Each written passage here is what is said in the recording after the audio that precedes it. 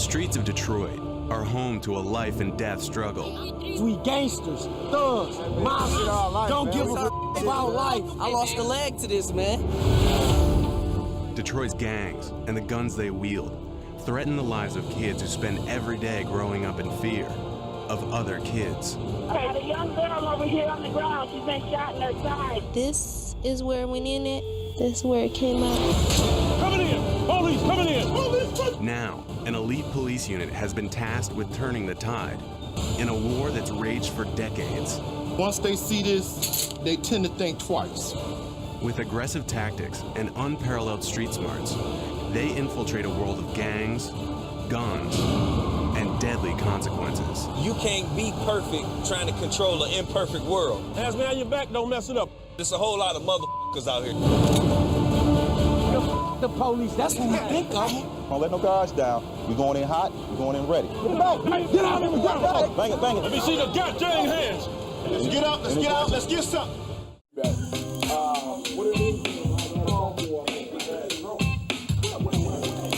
Everybody in? I really need all of y'all. I really do. I need the whole gang unit. I mean, you guys have came in early and we try to hold you on the back end. I know we're working the mess out of you, but it is what it is. You know, don't come in thinking, okay, I'm gonna get an early Friday night a chance to go to the movie. You had to go to the movie on Saturday, matinee. So thank you for being very professional. Just keep up the good work. Let's be careful. Let's go. Come back to where y'all left, please, in one piece. Thank you. Detroit's first line of defense against gang violence is the police department's Gang Enforcement Unit, AKA the Gang Squad. We hunt the hunters. We get them before they're able to do anything. That's the whole concept. What's up, gentlemen? The squad is a 70-officer force that employs deep intelligence gathering and aggressive street enforcement to penetrate the world of gang culture. Our main focus are gangs, guns, and drugs, preferably guns. In the wake of a recent gang shooting at a school bus stop, the squad is hitting the streets in full force, Hands up, fella. making street-to-street searches and traffic stops. And their aggressive tactics aren't always understood by the people they protect. We get harassed 24/7 every day, though. Every day. And we didn't even do nothing. We get our civil rights violated in Detroit. This ain't the place to be, people. Stay in New York, New Jersey, Canada, Australia, wherever you at. Detroit. Don't come to 313. If you get to that area code, you're doing something bad. They, for some reason, think we don't have nothing better to do than just ride around and mess with people until they're a victim. Every day is different. No day is the same. You'll hear people say we were on routine patrol. It's never routine. Put your hands, big fella. Put your hands up. Put your hands up. My man. At a gas station on Greenfield Road in northwest Detroit, officers Shooter, Pelly, and Hollywood stop a vehicle for what they suspect is an open intox violation, an open container of alcohol. Think about it. Cuff the driver. What they discover is a much deadlier brew. Going, look out. Now, if you move and make any sudden move, your nose gonna be splattered all over your face. Block 2340 cal. You definitely going. You making them 25 round extended clip. Definitely going. The extended clip on the handgun suggests it's being carried for more than just personal protection. And this is how we avoided a shooting. You notice how long that magazine was. Today was a hit day. You don't carry no gun that small with a magazine that long unless you're gonna take somebody out. Backseat of the car is full. You might want to hold on. Gun a day is a life saved, just like an apple a day keeps the doctor away. That's my MO. Detroit is a city of approximately 900,000 citizens, with one of the highest per capita murder rates in the U.S. It has also been hit harder by the economic downturn than any other major American city, with a nearly 30% unemployment rate. Kids in Detroit are now at greater risk to gang violence than ever before, and the availability of guns has made it easy for hard times to turn tragic. June 30th, 2009.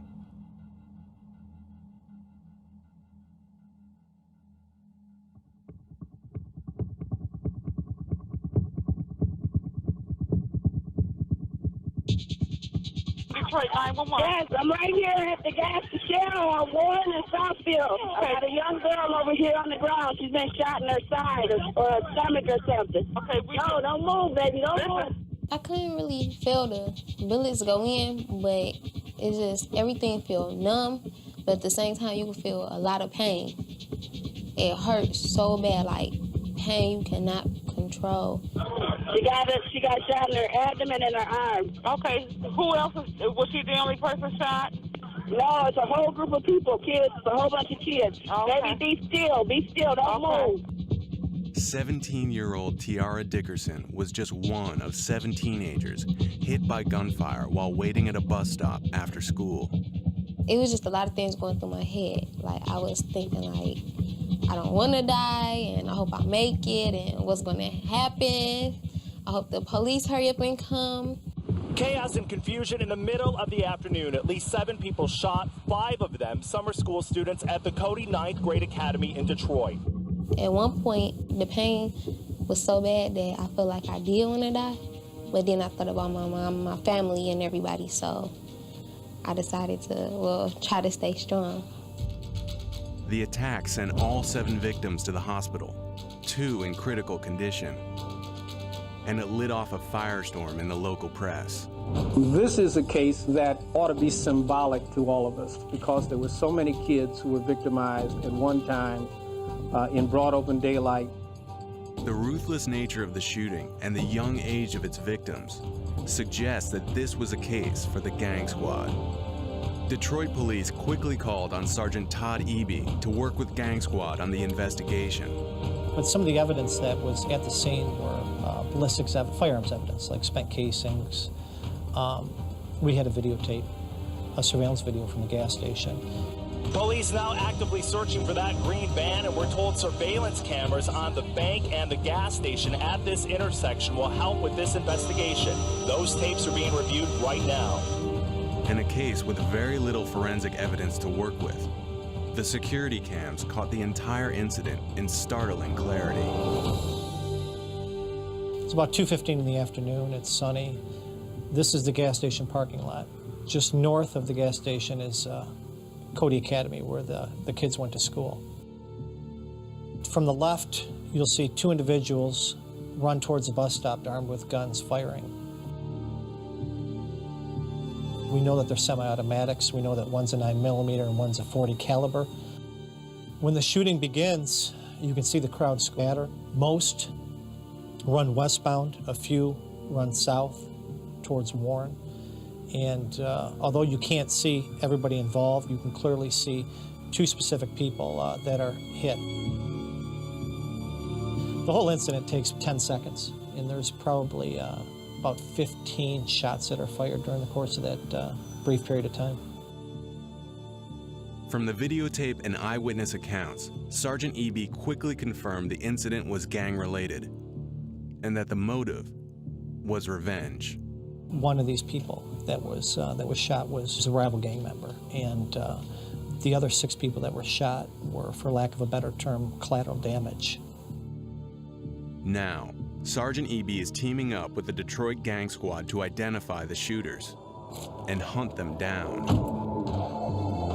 We're headed to the gas station right now, and Officer who is a member of the gang squad, him and I are going to kind of reenact or reconstruct the crime scene. This man is an intelligence officer with the gang squad. Known for his sense of style, he goes by the code name GQ. To protect his identity, GQ's real name will not be revealed. So G, it started over by this daycare. The 2 daycare workers saw them get dropped off. They knew something was suspicious. They came back right here, took off their t-shirts, wrapped them around their face, and then made a beeline towards that bus stop. Do you think that they were targeting just one person? We're pretty confident in saying that 6 of the people were unintended targets. The only thing they were guilty of doing that day was going to school and waiting at a bus stop. You know? What can Gang Squad do? You guys need to do what you normally do in these situations where you increase enforcement among the gang members, and you know, at some point, somebody is going to tell us who did this. I don't believe for a minute that there's all these people out here at that time of day and these gang members don't know what happened or who did it. Clearly, people know. And I think you guys do a good job of, putting pressure where pressure needs to be placed, and I think that's what needs to be done here. As one of Gang Squad's intelligence men, GQ's mission is to work the streets for inside information on the bus stop shooting. That means cultivating sources and keeping his identity as a cop low-key. Sometimes even working undercover. What it is that you going out here and you mingling with the people in society every day, and to gather information to curtail crime. Gathering intel from gang sources is an investigative skill few officers have. GQ's ability to get people on the street to trust him comes from a lifetime of experience. Being raised and born on the west side of the city of Detroit, I know what it feels like to not have enough food. I know what it feels like to have my lights and gas shut off. I know what it feels like to have parents who are on drugs. One thing is just your attire and then the way that you talk, and then you got to know exactly where you are. You're trying to get information from the west side of Detroit. You know that the west siders, they look a certain way, they dress a certain way, because perception means a whole lot. I've got maybe 50 or 60 sources out here, so my reputation kind of speaks for itself. To GQ, sources are everything. But in neighborhoods like West Detroit, talking to the police can get you killed. GQ needs to find people vulnerable enough to spill what they know. We're going into the Southwest District, and we're going to gather some gang intel. They're just guys that have been arrested in the precinct for various crimes, and based on their crimes, we're going to ask some general questions and see exactly what we can come up with. The best source of information on a Detroit gang is often a member of a rival gang. Today, GQ is talking to young men who have just been arrested and who are likely to have gang ties. How you doing, man? You all right? If GQ can get them to open up, it could lead them one step closer to the bus stop shooters. How old are you? 18. 18? They call me GQ on the street. What do they call you? I don't have any. They just call me just. Have you called your mom? Okay. What are they claiming that you had? Marijuana. How much? 4 bags. Oh, 4 bags? They brought you in here on some BS like that? Okay. That can be worked out. By appearing sympathetic, GQ uses his personality to earn trust. And trust can lead to truth. How many people are pretty much in the clique? I just hang around like 7 people, basically. Do you think that any of those guys would be willing to take a bullet for you? Big T. Big T? He in jail. He's locked up for what? Stealing cars. Stealing cars? Yeah. Who else? My friend Buck. Buck? Yeah. Okay. I'm gonna take you back and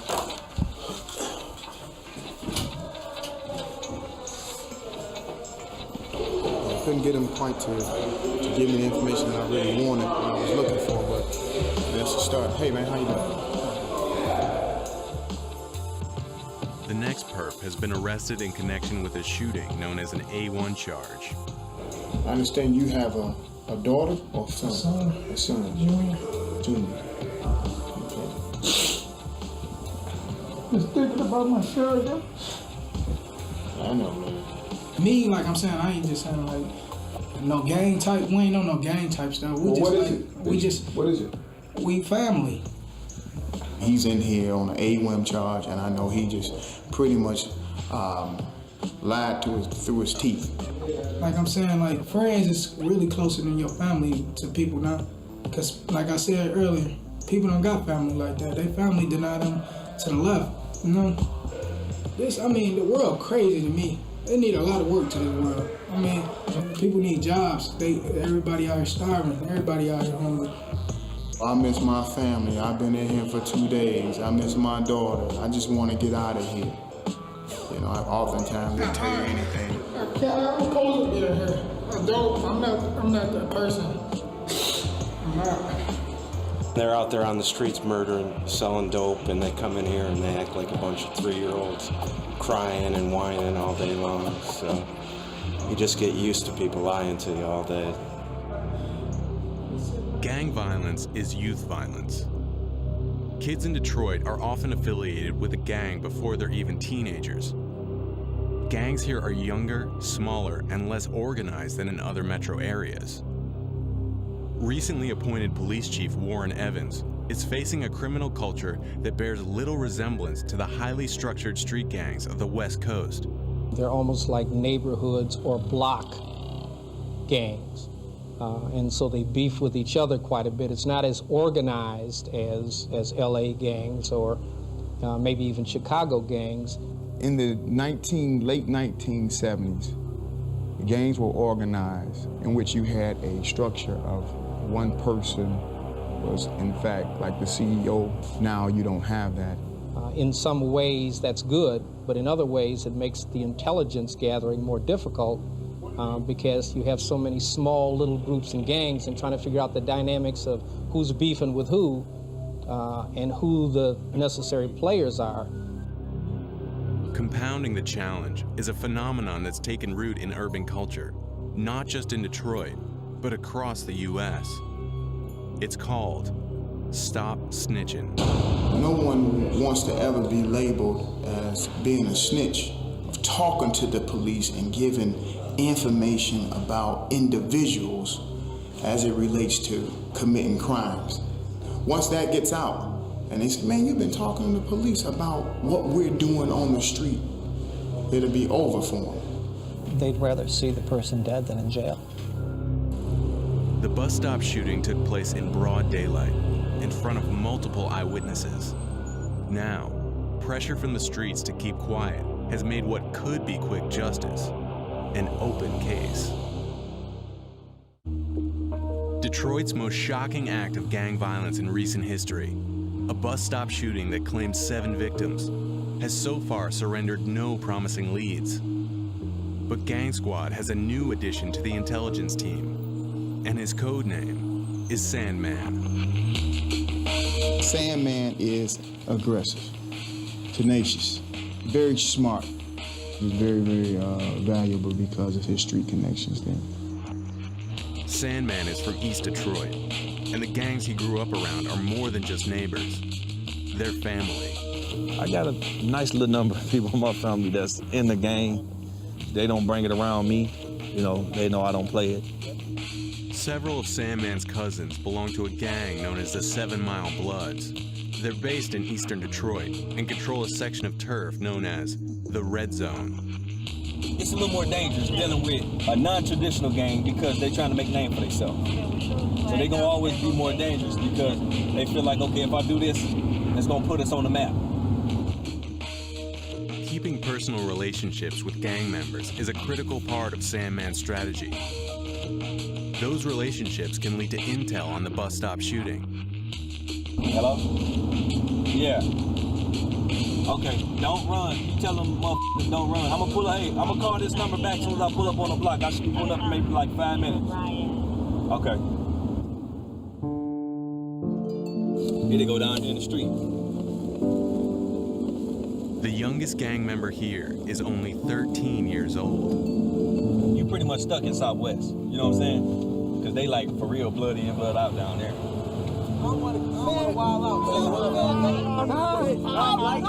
Gangsters, thugs, monsters, don't give a about life. I lost a leg to this, man. Hey, look around. Do this. Ain't no running from it. Everybody's 7 Mile Blood. Yeah. Family over here. No outsiders, like I've been saying, man. Don't trust them, man. The police, that's what we think of them. Prison ain't shit. What you talking about? Y'all know what it is? 7 Mile Blood Gang. Run this man. Just telling y'all about it. Telling y'all about it, man. Free hop. Cool life. Isn't shooting, man. Isn't shooting. Don't get it. Living in the city of Detroit, it's so easy to get caught up in peer pressure and what other people actually think about you. Nobody want to be considered to be soft. You know, my father was a very good disciplinarian. I think if it had not been for him, I probably would have, succumbed to the streets. Most of my friends, they didn't make it. And, sometimes you have to think that some kids in these neighborhoods, they never get a chance to get out of the neighborhood. It's just getting, worse each year. And everybody has a mind of their own. So if somebody feel like they want to be in a gang and go kill somebody to get recognized, that's what they're going to do, no matter who tries to stop. See murder, bitch. Bang, bang. It's real. If you ask them, what do you plan on accomplish out of the game? They don't know. A lot of them don't. And that's the crazy part about it. A lot of them don't even know. And I wonder how many, if you ask them, like, so did you grow up in this neighborhood, that's gonna honestly tell the truth? They ain't even renting over here, let alone own something over here. They broke, they ain't got no money. If I'm gonna be in the gang, it's gonna be for a purpose. We finna get rich. You know what I'm saying? It's gonna be the millionaire club or something. It's not finna be no just to fight. That's crazy.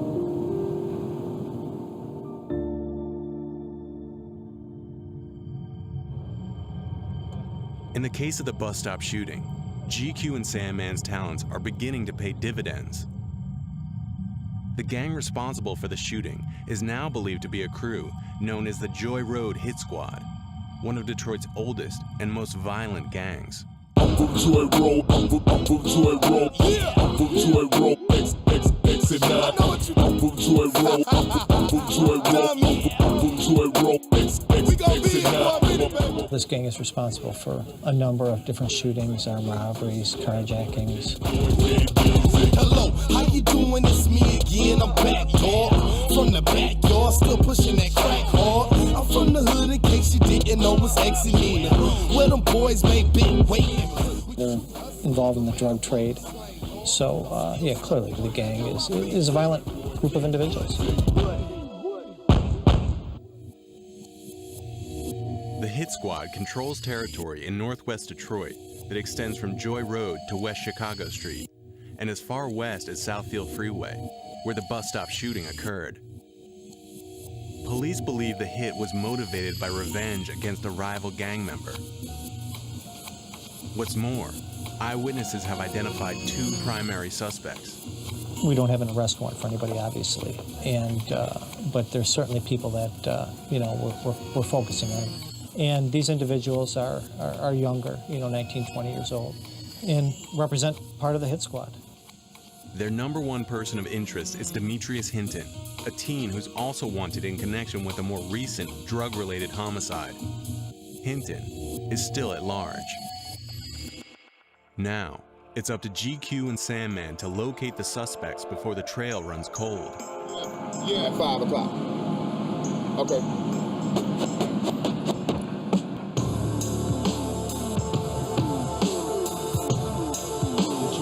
Behind an abandoned warehouse, where he can be certain of secrecy, GQ meets with an informant who has ties to the Joy Road Hit Squad. GQ's line of questioning is simple. Where is Demetrius Hinton? The motherfucker is public enemy number one in Detroit as far as we're concerned. The shooters are. And we're not gonna let up until we turn over every rock to find the guy. Where do you think that he would go? Where would a 15, 16-year-old go? Somewhere with some family. It had to be somewhere with some family. Wyoming. The source delivers and gives GQ the latest intel on the Hit Squad and the whereabouts of their prime suspect. From meetups like this one, Gang Squad is able to come up with a location on Demetrius Hinton. Demetrius Hinton, we just found out he's been in Minnesota for the last 4 days. So he's down there rolling, selling dope. Source don't know exactly where in Minnesota, but apparently that the kid used to roll for the source. So. Any other units know about this source? No, I just got it today in the last 30 minutes. He is aware that we're looking for him. I don't even think so. I don't even think he knows. That's why he says out. I do have his associates here. This is right-hand man.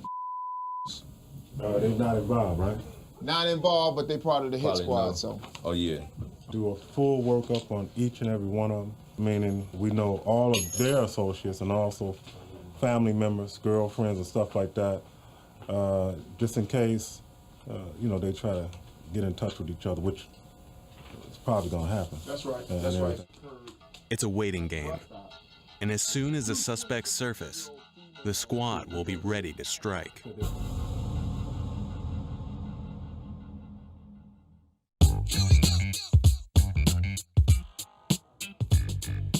Oh, 700 hours. Before rolling out for patrol, Gang Squad street teams enjoy a time-honored tradition.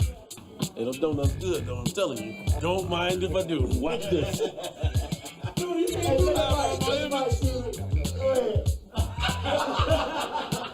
This is how we uphold our image. I'm gonna uphold it today. Donuts good, aren't you? Delicious, number one.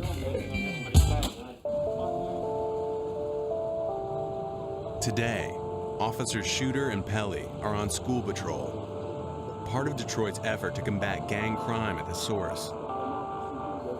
In Detroit, gang affiliation starts young, as early as 9 years old.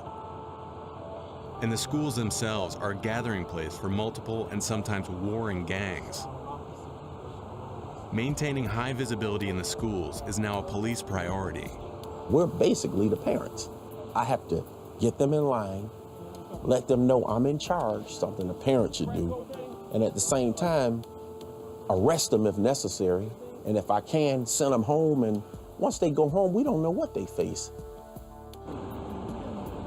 After school, kids often make their way home through rival gang territory. A high-risk time for shootings.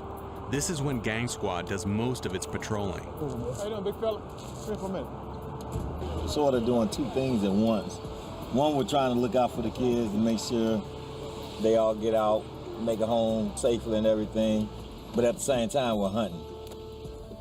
Come here, man. Take your hands out of your pocket. You got your ID? What's the last 2 classes you have? English. It's obvious you don't speak too well. I'm in charge out here. Goodbye. Go that way. And because of their relationship, and I think the love that they actually have for kids, they're happy to go do it. I mean, at the end of the day, they want to see kids safe. Do they arrest a lot of kids with guns? Absolutely. Is it the focus of what they do to create criminal records for kids? Absolutely not. It's to make sure the environment's safe. And I've seen them do just as much counseling, quite frankly, as I have seen them gun chasing. You're gonna say, oh, I'm tired of getting tickets, y'all give me tickets. You don't have a license. You ain't never had a license, you 16. So if you tired of getting tickets, why did you stop driving? A lot of times what we tell them goes right out the window when they get home because they have to deal with their home life. He may see us for, what, an hour or 2 a day? Once he leaves, he has no longer any dealings with us. He's gonna go by what is taught to him at home. Gang Squad puts an intensive focus on getting guns off the street, sometimes at a rate of 3 a day for a patrol team. But there are thousands of unlicensed firearms on the streets of Detroit, and the statistics are symptomatic of a much larger social problem. Kids in Detroit are often first introduced to gun culture at the toy store. That's a toy. Normally they carry those in the service stations around the city of Detroit. All right, we're gonna show you the real weapon next to the fake weapon. And as you can see, almost identical. Younger kids, 8, 9, and 10, they'll get these toys and stuff like that innocently, okay? Not thinking that anything is wrong and stuff like that. Inadvertently, sometimes they'll carry them to school in their backpacks and stuff like that. It's a problem not only for schools, but for law enforcement. I cannot tell whether or not a weapon like this is actually real or not. And in a split second or two that you're gonna have to determine that fact, somebody can easily get killed. When I was a kid and you had disputes, you'd have a fight and it was over with. Now the fights are one group shoots the other group, and then when they heal, they come back and shoot the other group. And it's kind of an ongoing lethal process. And people don't fist fight, they shoot. If you get in an altercation and you beat me today, I'll come back with a gun. This time I won't lose. And that's the mentality they're thinking. As violent as the gangs of Detroit are, their activities are hardly limited to turf wars. The sale of street drugs is a gang's primary source of capital, and for Gang Squad, following the drugs is often the best way to infiltrate. From his sources on the street, GQ has learned that the Joy Road Hit Squad, the gang believed to be responsible for the bus stop shooting, has partnered with another gang to sell narcotics. And that's not uncommon for gang members to sell controlled substances out of one house. GQ's anonymous source has also provided intel on the precise location of the dope house. I'm gonna take him to a nice little gay spot where, you know, they gamble, sell drugs out of guns. It's a lot of gang activity. To investigate further, GQ and Sandman are teaming up for an undercover stakeout.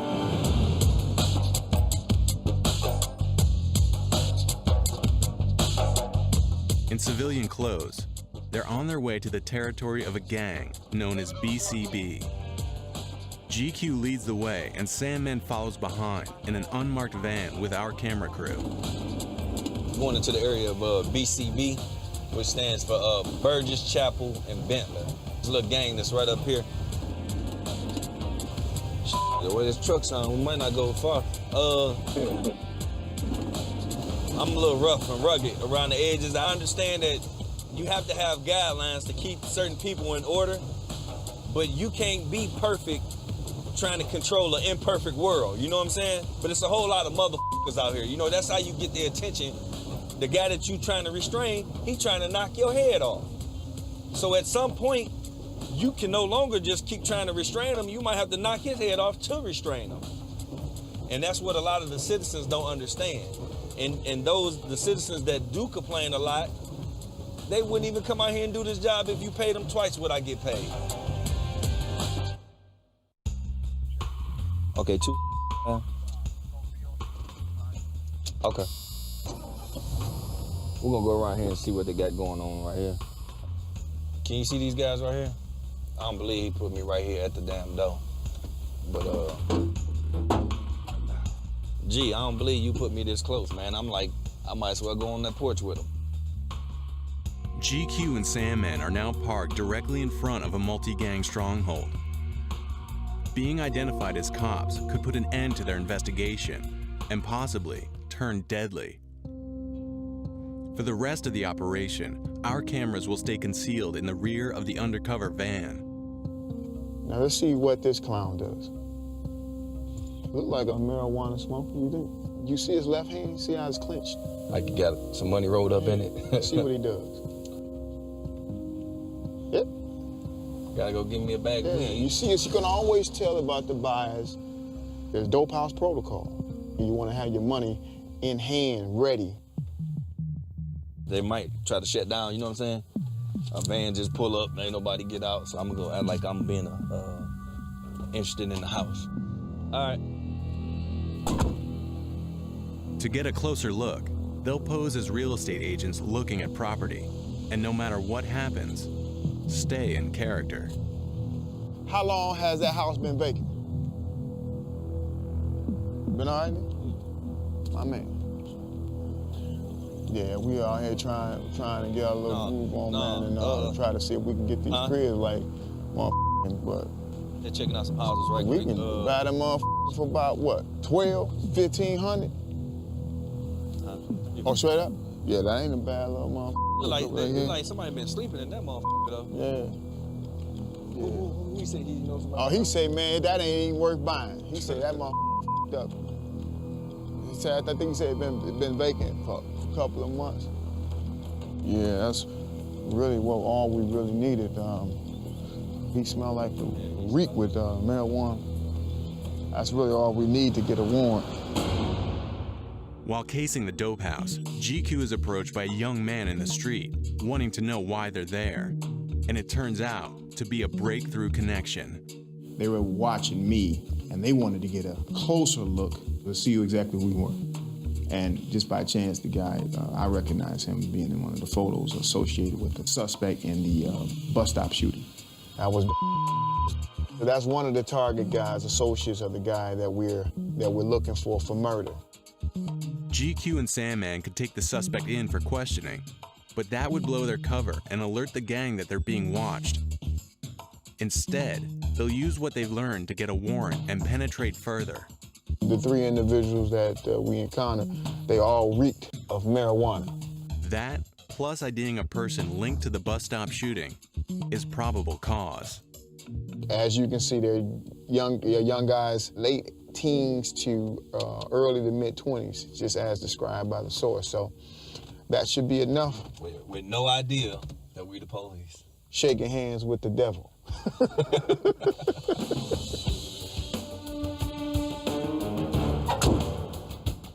I got enough probable cause to get a warrant. We have 48 hours to execute it.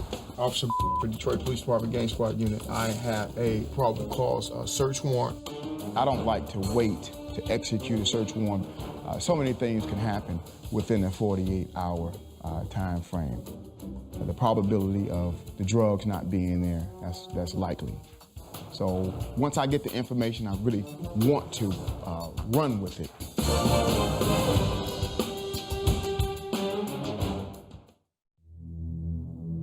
At Detroit Gang Squad headquarters, GQ phones the DA's office to get permission to process a warrant. After getting the all clear, he types up a summary of his probable cause and takes the paperwork directly to a magistrate for signing. Hey, how you doing, Steve? Hey, listen, we got a source that has some real good information about a certain address. We did some surveillance yesterday, met the target seller. Also, there could be an individual that's wanted for murder and 8 counts of attempt murder related to that bus stop incident earlier this year. I need to see it in writing. If it's not in writing, it doesn't exist. I got it approved to the assistant prosecutor this morning over the phone. Swear affirm the contents of the affidavit to support the warrant? I do.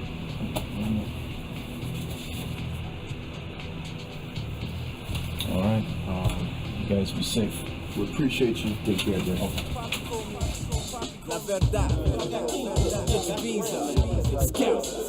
Warrant in hand, Gang Squad mobilizes for an immediate raid on the BCB drug house. Ain't a boy out here that can test my game. How would I look letting another man affect my lane? They need to move quickly in order to capitalize on the intel gathered by GQ and Sandman. And they're up against an unknown number of armed gang members. Raid time. Showdown. We need a canine unit, don't we? At some point. What you think? Them puppies don't find nothing. This is our shotgun man, Bam. How you doing? He sent them all to the back, send them to me, I shake them down and send them behind me. So suppress anything that comes my way. Once they see this, they tend to think twice. And this here is our raid commander, the sergeant, code name Sir. Remember we used to say we wouldn't do this again? You can believe that. Every time they bring us back in. Briefing, come on in. I got a lot of scriptures for you.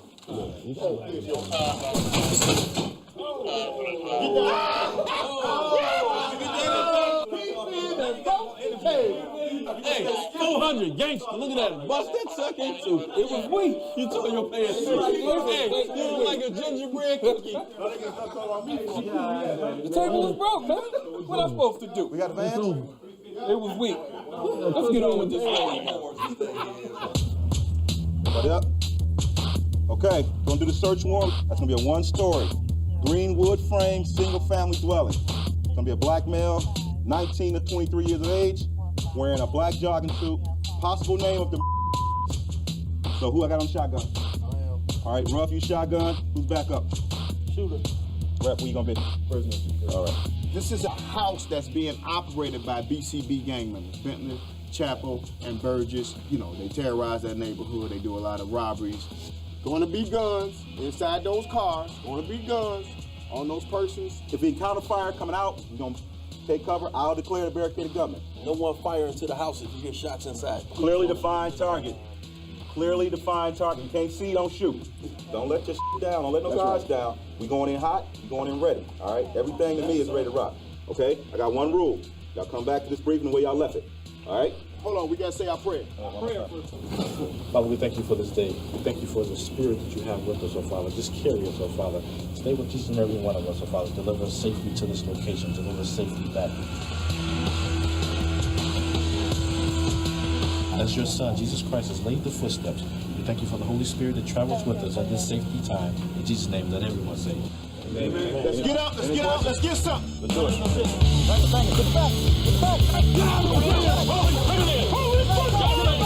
I got 2 herniated discs. I can't. Man, get your ass on the damn car. Quit playing. Herniated discs my ass. Yeah, we got to go to the cars. Here.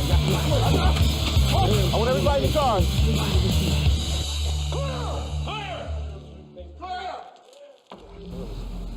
The squad takes the house with military precision and cuffs everyone found on or near the property.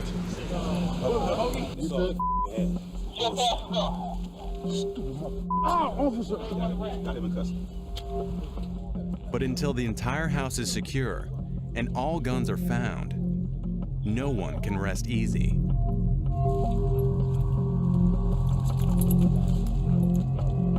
There's multiple people inside that house.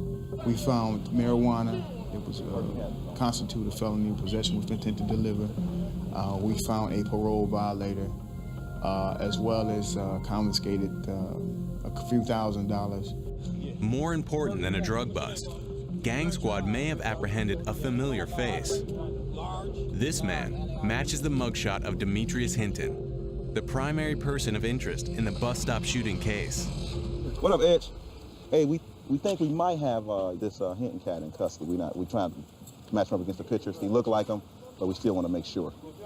Look exactly like him. Yeah, we want to be sure though. Yep. But we're hoping that he may be the person involved in the shooting. That's what we're hoping. If it's not him, he's a hell of a twin brother. Yeah, he got a heck of a twin. Detroit's Gang Squad may have just cracked the bus stop shooting case, but they'll need to check fingerprints to determine if they've collared the right man, and it will take forensics to link him to the crime. The suspect is also wanted for a more recent shooting, a homicide in which Detroit police recovered a 9mm handgun. Proving a match between that gun and shell casings recovered from the bus stop shooting will take the case to the next level. We're trying to draw comparisons between the gun and the casings. The gun that was used in the homicide, obviously, and the casings that were left at the scene. Detroit's own ballistics lab was recently shuttered after too many errors were found in its exam results. So it's at the state crime lab that both gun and shell casings undergo rigorous testing to determine a match. So in this case, we were asked to look at several 9mm fired cartridge cases, and we were given a Glock 9mm pistol. In this case, we would take test shots from the pistol and make our comparisons to the evidence found at the scene. First, the Glock 9mm is fired into a sealed, water-filled test tank. It's a neutral environment that ensures any markings on the bullets or shell casings are from the gun itself. Then, the test rounds can be compared to shell casings recovered from the bus stop using a comparison microscope. When fired, every gun leaves a unique signature on both bullet and casing. These striations are as individual as fingerprints and can be used to determine a certifiable match between guns and the crimes they're used to commit. If the shells found at the bus stop match the gun used in Demetrius Hinton's other alleged homicide, it's strong evidence linking Hinton to the bus stop shooting. But lab results can take days to process, and Gang Squad will have to wait for the outcome to know if they've got the right man. And they aren't the only ones hoping for justice. You just got home from school, ugly? Yeah. What y'all do at school today? I did some math and science. You ain't learned nothing? She'll never do nothing. For 17-year-old Tiara Dickerson, the bus stop shooting isn't a newspaper headline or a case to solve. It's a reality she and her family struggle to overcome every day. My first surgery was in my arm. It's a metal pin and screws down here to keep it together, and it's gonna be there forever. They had to repair about 7 different things in my stomach. My intestines, I know that they had to put back together. I was there when it happened. It was crazy. Yeah. It was real sad, yeah. She was just laying there so little and just almost lifeless. A lot of things that I knew always could happen, I never thought it could happen to me. It helped me realize that it can happen to anybody, no matter who you are, how old you are, or where you are. It can happen to anybody at any time. Now I really don't like to be alone. I don't like the dark, and I don't like to be around as many people that I don't know. And I really don't like to stand at a bus stop anymore. You know, you think about your own family, and you think about how a kid who could, you know, be doing the right thing, going to school, and just standing by a bus stop, ends up with the inability to ever have children, and you know, wear a colostomy bag the rest of their life. You know, and you know, the worst thing they ever did that day was get out of bed and go to school. Tiara is nearing a full recovery. But there are thousands of kids in Detroit who aren't so lucky. What are some of your dreams? So my dreams? To get better.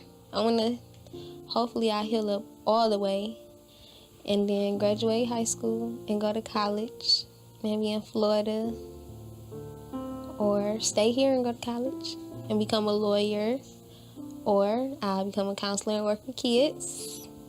We prayed real hard, and it worked, so I'm glad she okay. I don't mess with y'all. Unless y'all up here making noise.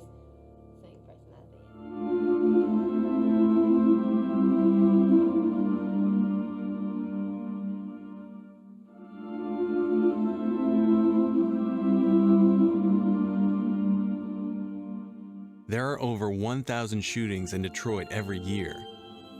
But the sheer volume of police work doesn't prevent Gang Squad from taking their work personally, or mask the disappointment that can come with bad news. Lab results are in, and the Glock 9mm does not match the shell casings found at the bus stop. And that's not all. The fingerprints of the man in custody don't match those of Demetrius Hinton, the prime suspect. Fingerprints never lie. But hey, you know, we had to dust ourselves off and get right back out, right back on it. And we're doing it very tenaciously, aggressively, trying to find it. And we will find it. It does make it more difficult. It gives you more motivation. You know, sometimes, you know, when the caseload gets so extreme, this gives you that extra push, that extra hour. When you were going to go home at, you know, 7 o'clock, you decide to go home at 8 o'clock. You know, it gives you more fuel to get these people off the street and to hold them accountable for what they did. We're definitely working on this night and day. My phone never stops ringing. And I treat each incident as if it was somebody in my family, you know, and I think that's what drives me. And for Detroit, a city that struggles to emerge from years of slow economic collapse, and whose young men increasingly look to violence for validation, the future remains a battleground. I can't even say I made a dent. You can't control guns. You can't control what comes into the city, how people get weapons. You can only control a little bit at a time, what you can do with the time you're out there. I think my future is very, very promising, you know. As long as God keeps me healthy. This is a job that I think I've been destined to do. 23 years on the department, and I'm still not burned out.